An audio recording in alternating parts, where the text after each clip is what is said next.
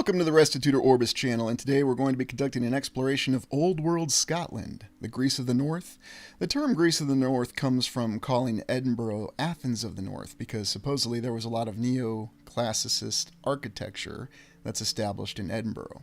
Although I have to admit, as an American by birth and in the academic community of Americans, we tended not to think of Scotland or Edinburgh as a city that reflected neoclassic or Roman Greco architecture. But let's take a look. Now, I'm not going to consider the historical perspective so much in this because I think it's more important to take a look at Scotland just on what we have with the images and see how it contrasts with what we tend to think of Scotland as. We see Edinburgh Castle here in this old painting or coloring or depiction or whatever you want to call it, and we notice that it's built upon a hill, and you can still see that today. And that brings up many questions as well. What's always difficult for explorers when they look into European cities is we do have the history for Europe that we don't have in America, and it's not quite as a glaring contrast when we conduct explorations within America. But I think it's important to take a look at Europe because even though we have a history there, there are still many anomalies. For example, taking a look at Calton Hill here in Edinburgh, we see many of the monuments, and that's what Calton Hill is known for. For example, we have the Nelson Monument to recognize the great naval hero Nelson in the Battle of Trafalgar. We also have the Scottish National Monument that was to recognize the Scottish fallen in the Napoleonic Wars. Yet when we look at the styles here, we see a great contrast of styles. Of course, you have what they would call neoclassical style or Roman Greco revival style or whatever other name you have for it, basically columns, pillars, pediments. And yet you see a contrasting style with the tower that's built for Nelson. Yet when you look at some of these buildings, and it should be noted that this photo is supposedly from the late 1830s, very interesting photo, the buildings that are Roman Greco do look newer. But are they really newer? Or is there something else going on in this photo? Because we recall the Roman Greco buildings that we see in the World's Fairs, and they look brand new and white, but we'll be told that's stucco. And yet here you see more of a traditional building that you would expect to see in Scotland, more of the castle architecture, if you will. The castle architecture that we're not supposed to see in the United States. We have a series of photos from Scotland that's from the 1840s, and yet we don't see as clear of a photo as we saw from the one in the 1830s. And we see the giant cathedral, we see the walls, and it's interesting because a lot of these photos depict these buildings as looking a lot older. And you'll say, well, of course, Edinburgh's been around for well over 1,000 years and it has the history to back it up. That's fine. Yet we see strange conflicts when we actually look at the buildings. Here we looked at this Bank of Scotland, and this is another 1840s photo, and yet this already looks very old. What's with the scaffolding on the inside? What's with the pediment? And what's with the columns?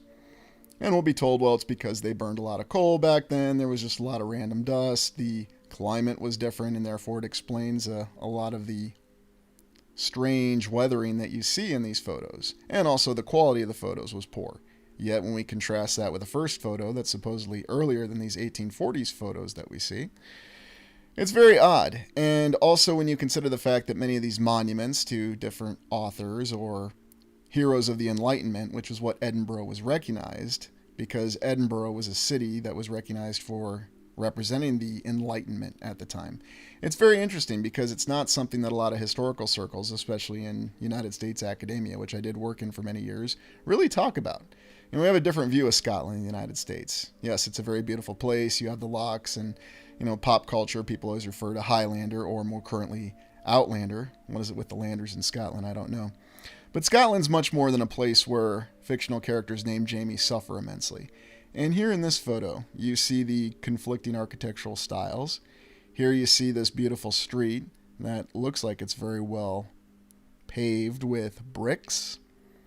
Always interesting that that lasted so long, and what mysteries are going on with these photos. For example, the little tower there. Supposedly this is work on Waverley Bridge, although what work they're actually doing on it I'm not sure. And yet you see many of the same architectural schemes that we see when we look at buildings in the United States. Here we have the Scottish National Gallery, which was established in 1859 or so we're told, and Edinburgh Castle in the background. So once again, and this is supposedly a contemporaneous photo taken, it looks like the Scottish National Gallery is a lot older. I mean, did it already pick up all that coal soot in a short amount of time? Interesting photo because we do actually see clouds in this, so this shows us that they had the capability to capture clouds with photography at the time. Very beautiful building, and once again you see the contrasting styles, and we'll be told that this is a mix of neoclassical styles where they're recognizing the Roman Greco construction capabilities. Apparently this all came from the father of archaeology, Mr. Winkelmann, who was a German, who went down and explored all these old areas and did these writings, and this just happened to coincide in the 18th century with the rise of neoclassicism and the Renaissance and the last phase of the Renaissance, and that's why you see all these buildings that reflect Roman Greco architecture. I like these photos here because this compares the older photos of the mid-19th century with contemporaneous photos of the 20th or 21st century. And you can see how a lot of these locations, like here we're looking at Edinburgh Castle, it looks like Edinburgh has retained a lot of its identity and a lot of the original structures there. So does that mean that shows us that there is a little bit of legitimacy to these photos? Perhaps. Yet when we examine them and we compare them, we do see some subtle differences, and yet it looks like the buildings are the same. So it's hard to say exactly what's going on. You can certainly see the bridge here, but you can see it looks like they've added a little bit to the bridge in terms of buildings at the time. And here's another look at Edinburgh, and you can see the amazing, beautiful obelisk, which was supposedly a monument to some enlightened thinkers who were fighting for the social revolutions of the time. Yet, here's another photo looking at the 1920s, and we see Edinburgh from the air. And a very beautiful photo, and yet you can still see how the city's developed and everything is centered around Edinburgh Castle. Very beautiful, and yet I see a little dome building down there. It's also interesting that the terrain around Edinburgh gives you the inclination that maybe there's something much more old world about it. And of course we'll be told, well, there's always been a settlement there for thousands of years, and it dates all the way back to the Bronze Age and the Picts originally when they resisted the Romans. Now we're looking at the Scottish National Parliament. This is very intriguing because we see the quote-unquote modern architecture mixed in with the very quote-unquote classical architecture. This is the monument to author Walter Scott, famous Scottish author who wrote one of my favorite books, Ivanhoe. And Ivanhoe, I remember having many arguments with some of my contemporaries at the time because they thought that Ivanhoe was a historical account. And it is a historical novel, but it's a fictional account in a historical setting, as a historical novel is stated to be. But regardless, maybe they were right. Maybe it really was a historical account. Here's another view of the Scottish Parliament, and it contrasts quite beautifully with the older buildings that we see. Ah, yes, look at this fine modern architectural styling and artwork. It's amazing how you can look into your intuition and you can see how it contrasts with the older stylings that we see of the so-called neoclassic era. And look at this here, one of the interiors of the Scottish National Parliament. You know, this looks like a fine debate room. Reminds me of many the modern lecture halls that I see in universities across the world. You have these beautiful old world buildings, and then you put something like that in there. Now, here's a prospect, as they call it, of Edinburgh Castle from the distant past, and we can see that, according to these renderings, that Edinburgh Castle always had a very similar look to it.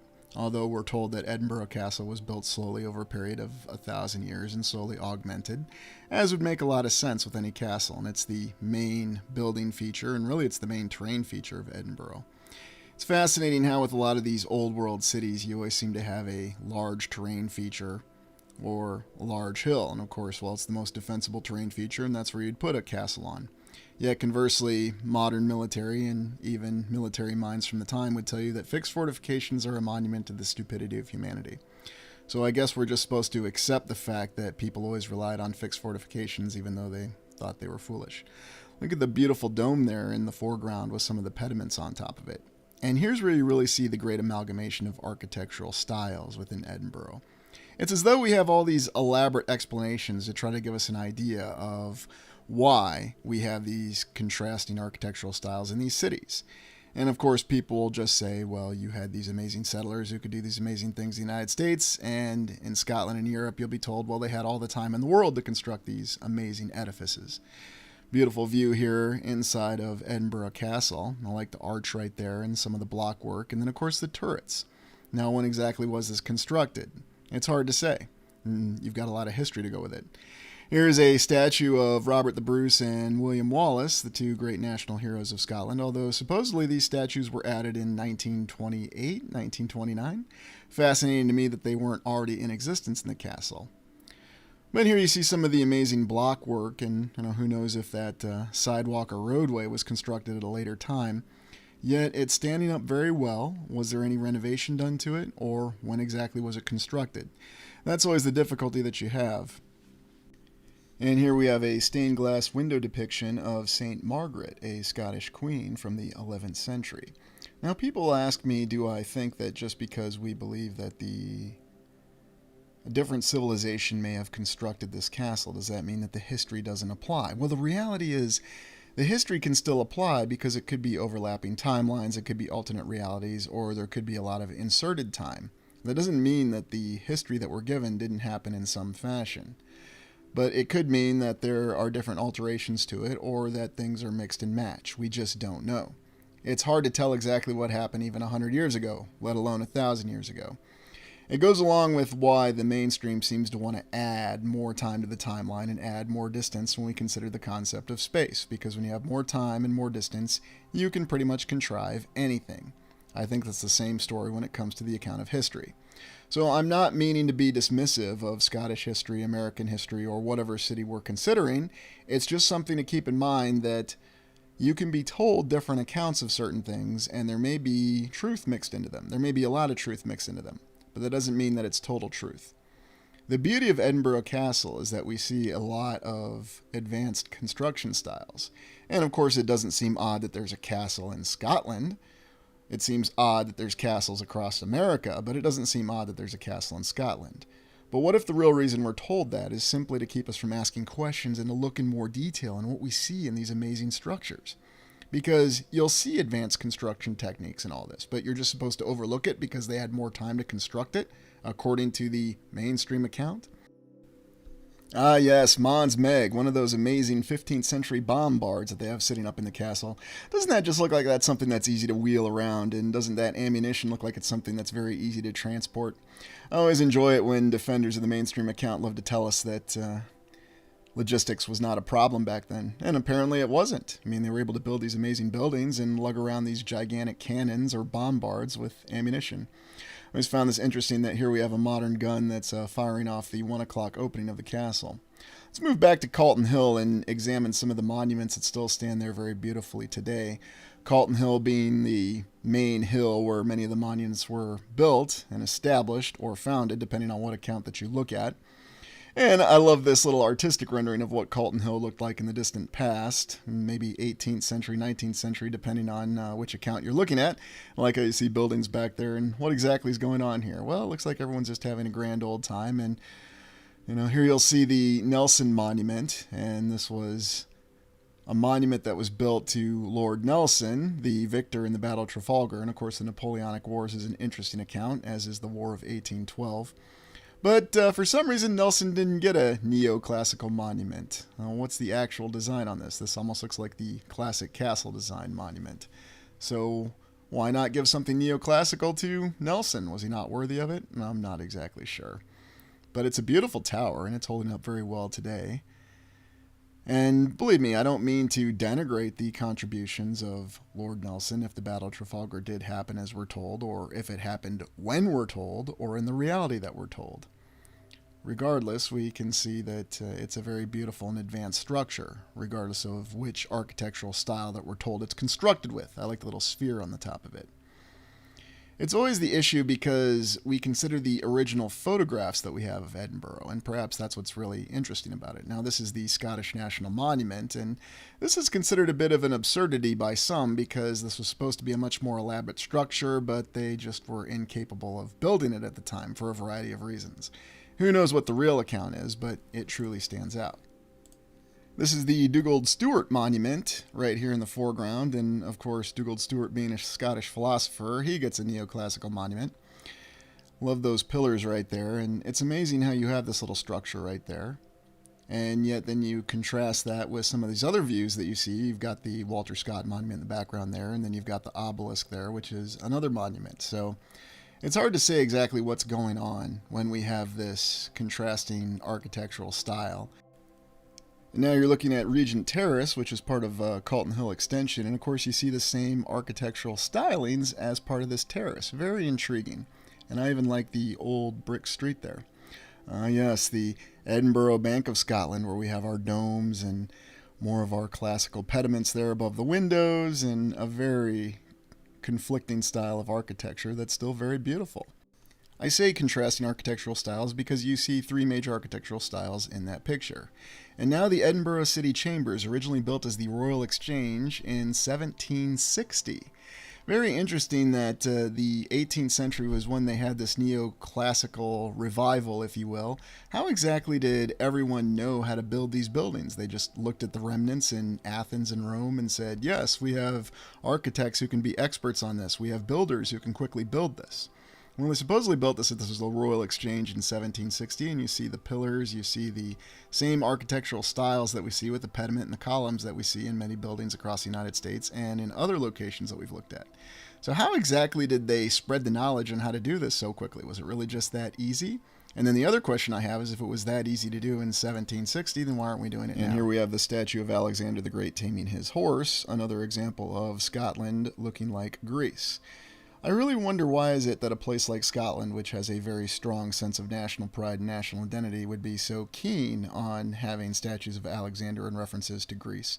I don't know, perhaps it's just one of those historical accounts where it insults what we're told by the fact that people who strongly resisted Roman and Greco influence back in the time were now the main supporters of it. Moving on to the Walter Scott Monument, a beautiful monument that was built to Sir Walter Scott, the great author of many famous novels, one of the most notable being Ivanhoe, but many others. He, for some reason, got himself a beautiful Victorian Gothic monument.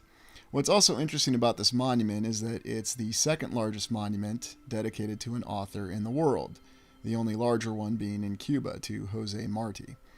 Walter Scott was not just an author, but he was also a philosopher, a bit of an enlightened thinker, and had many other talents.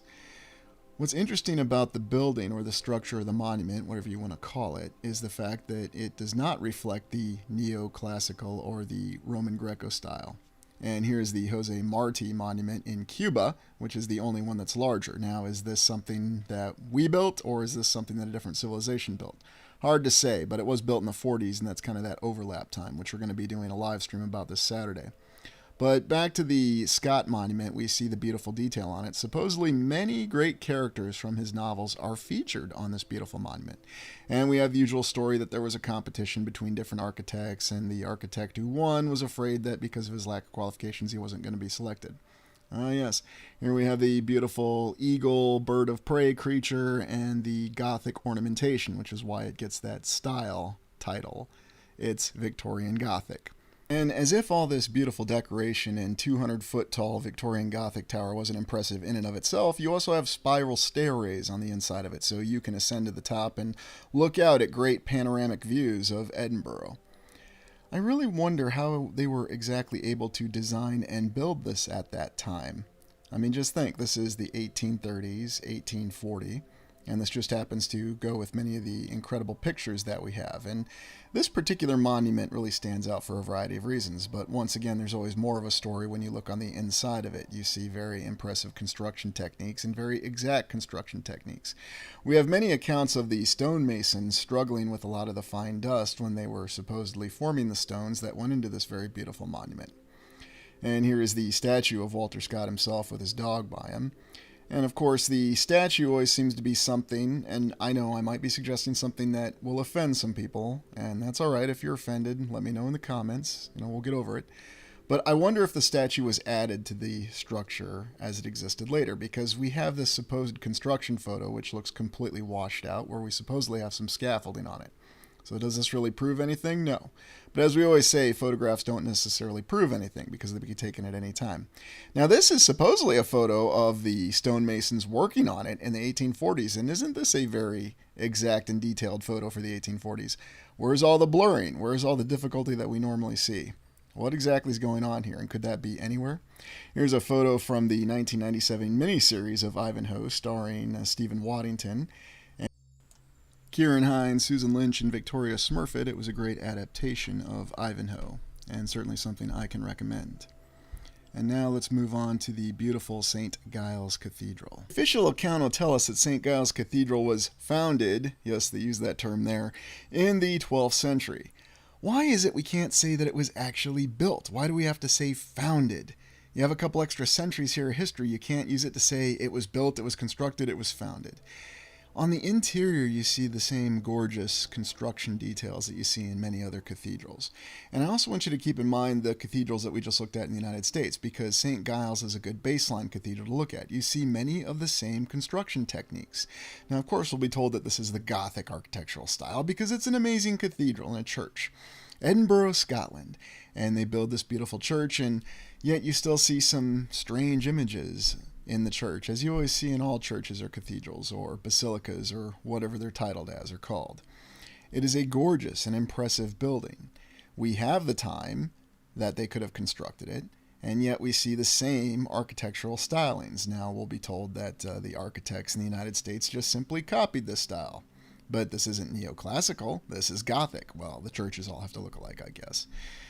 But yet, look at this. You see the columns in that, and you still see signs of columns and the beautiful arches in this. Now, of course, with more time, they can say that there was different architectural renovations that was done to this edifice over the hundreds of years that it's been in existence. So be it. Yet it looks so similar to what we already saw, and you see the beautiful stained glass windows.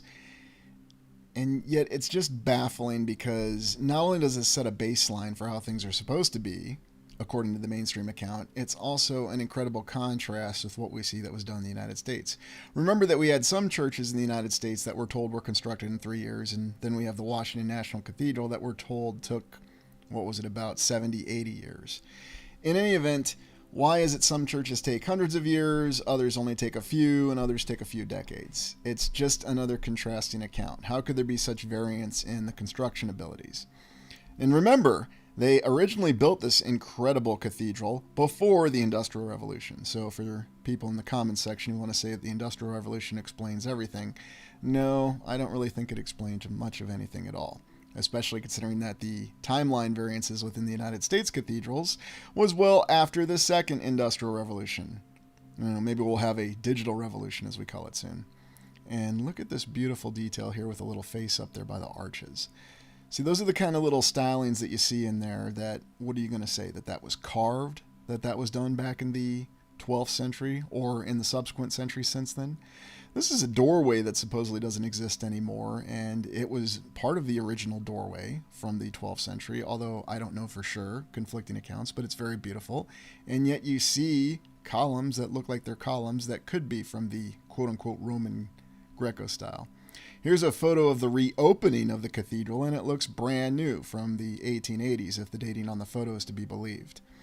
I'm just not sure what to make of this because, we see these photos and we see these buildings that look brand new, but this is a building that's from the 12th century. Look at the ceiling up here in this part of the chapel. Unbelievably gorgeous and detailed. How exactly was that done? I mean, I don't know. I don't know what the actual historical account is. I don't know if these are overlapping timelines or what. It's just hard to say. Let's take a look at Waverley Station. We always have to take a look at a nice train station as we do in our other city explorations, and Edinburgh should be no different. Now, we have the understanding that Waverley train station was built in the 1860s, and then they augmented it over time. And we'll have some paintings that show us what the area looked like originally before they fully established Waverley Station. You can even find a very interesting time-lapse on it on YouTube on how Waverley Station developed over time. But you see, it's a very beautiful building, and something that will probably be told in the United States would be Second Empire Renaissance Revival style, or whatever Renaissance Revival style you want to call it. Whatever style, it's a beautiful building, and they have the large clock tower on it because the train stations always needed clock towers. And yet here, next to the train, you see some of the detailing on that wall there with the arches and some of the pillars that are built into it. Very beautiful. And even the supporting strut on that bridge that goes over it. Of course, trains started in Scotland and in Great Britain at that time, as we're told. And isn't that a beautiful view there? Right there you've got the Scott Monument, and then you have Waverley train station. And yet you see this, well, look at the tower, and oh, look at the beautiful dome over there. You're just completely overwhelmed whenever you look at any citywide scapes of Edinburgh. It's just incredible.